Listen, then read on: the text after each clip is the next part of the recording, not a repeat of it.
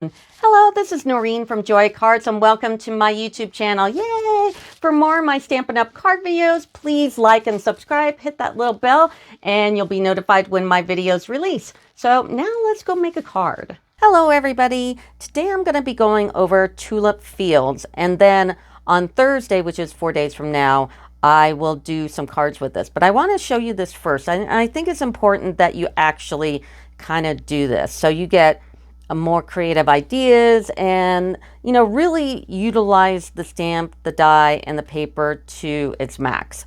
So first of all, you've got the DS paper, which is absolutely insanely beautiful. It's just, I mean, there are so many beautiful and awesome things you can do with the DS paper, and we'll get into the DS paper in a bit.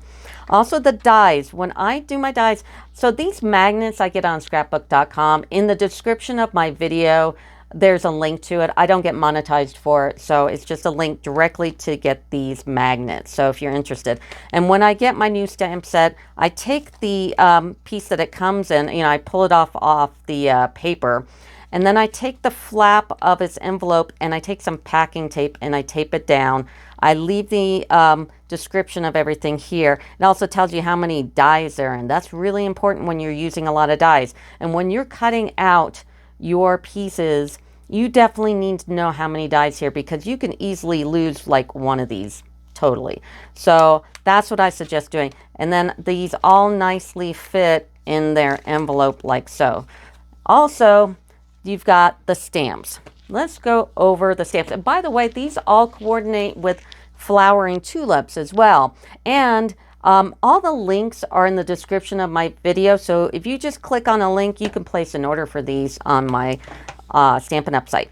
Okay, the stamps. I also recommend that you take the stamps and you stamp them out first. And there's a couple of reasons. One, you can really get to know the stamp and it might spark some creative ideas just by stamping them out. Two, you want to see how well they stamp with just a block. Not all stamps are created equal, and this one actually stamps very well. And these two stamps here, I put Stamparatus or an eye block. The eye block looks like this, and I don't use this block a lot, but when I do, boy, I do. And if I didn't have this block, I would have to use the Stamparatus because it won't fit on any other block. Also, if you wanted to layer or do anything fancy, you would need the Stamparatus.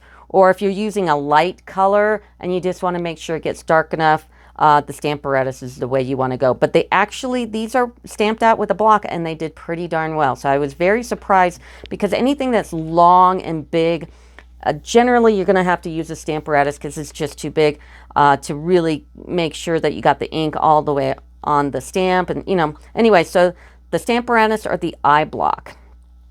Then you've got the windmill here, and this is on a D block.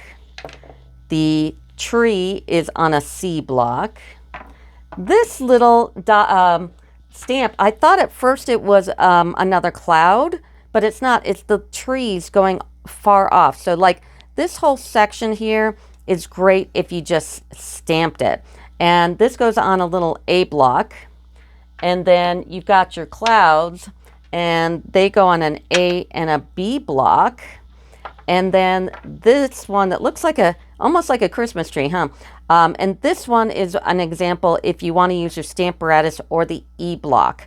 Now, I say the Stamparatus because if you are making sure, like you're doing an array, like you're doing like a stamp and a stamp and a stamp, you might want to use your Stamparatus and in between readjust and make sure you clean off the stamp if you're going to move it around, because if it has ink on it and you're kind of doing it in the Stamparatus and lining it up, it's going to have ink on it and ruin your piece. So go ahead and clean them off in between. And like I said, all the links to the blocks are also in my description. You click on them. Like if you don't have an eye block, go to my description, click on it. You'll go right to my Stampin' Up! Store and you can place an order. So these are the stamps. Okay, now for the dies, the same thing. I like to die cut all my dies out and see what I've got, because sometimes you think something and it's not. And the example of that was this little die here. And this little die here is for those trees that I showed you that I thought was a cloud. It's for this. And I didn't realize that until I was stamping things out and layering them. It's like, oh, that's not a cloud. That is those faraway trees. So it's good to die cut everything out and see what you've got. So here are all the dies.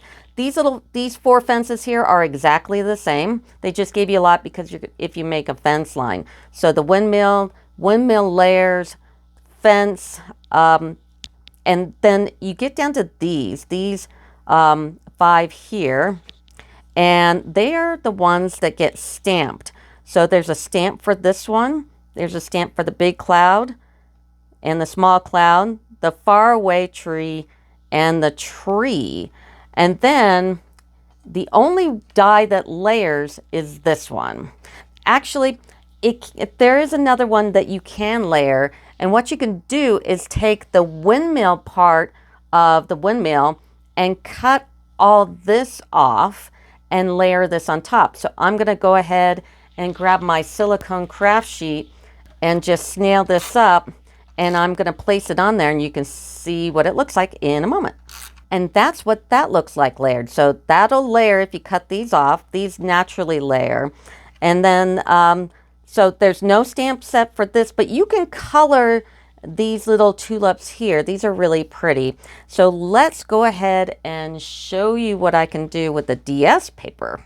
So here's all that DS paper, and I took this die here, the little tulip die, and I cut them out. Now, these 2 right here are from this particular sheet of DS paper. I used the front and the back. Don't worry about these numbers. I just have all my DS paper, so I know which ones they are.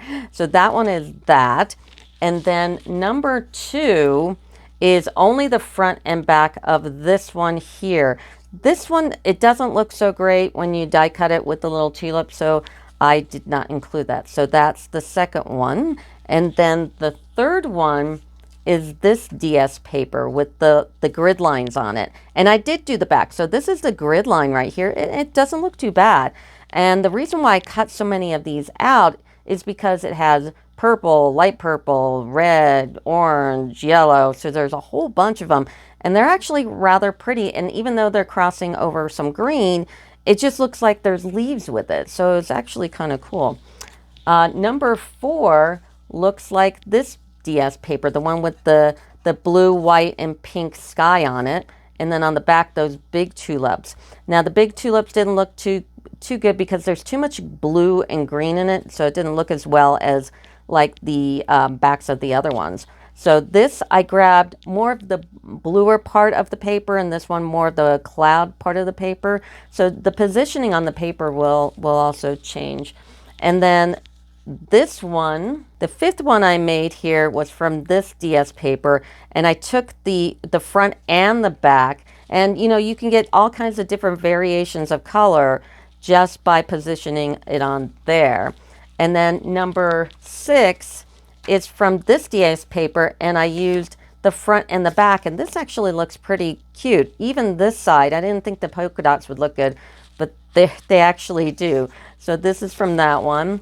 And then I did one from this DS paper here. And this is the larger flowers with that green and blue background. So that's what the DS papers look like. So that's an overview of this stamp die and DS paper set. Now, when I come back for my next video in a couple of days, I'll show you some cards that I made with that, and we'll make a card. So that'll do it for me. Thanks. Bye.